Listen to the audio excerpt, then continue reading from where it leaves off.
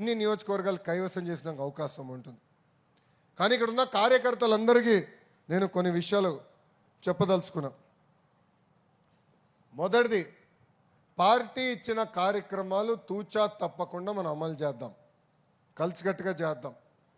మీరు చేసే కార్యక్రమాలన్నీ మై టీడీపీ ద్వారా అందరు డౌన్లోడ్ చేసుకున్నారా? మై టీడీపీ డౌన్లోడ్ చేసుకున్న వాళ్ళందరూ చేతులు పైకెత్తండి. అబ్బా, అందరూ చేసుకున్నారు.